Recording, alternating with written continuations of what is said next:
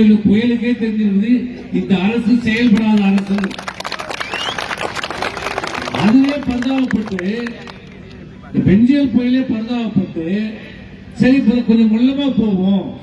இந்த தூயினுங்கிற அரசு, இந்த விடியாமூஞ்சி அரசு, செயல்படாத அரசு, திறனற்ற அரசு, நிர்வாகமற்ற அரசு, அப்பயாவது கொஞ்சமாவது சூடு சொரண வந்து கொஞ்சமாவது புயல் முன்னெச்சரிக்கை நடவடிக்கை எடுக்கட்டும் சொல்லி அது மொல்லமா வருது.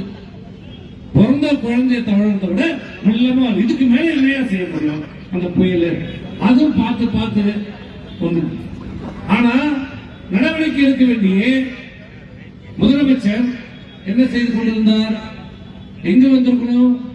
புயல் எங்க கிடக்கும் சொல்றாங்க?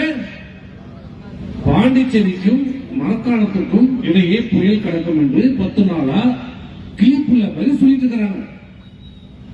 கிளிப்புள்ள மாதிரி சொல்லிட்டு இருக்கு. ஆனா முதலமைச்சர் எங்க இருக்கணும்? அவர் அமைச்சர்கள் எங்க இருந்திருக்கணும்?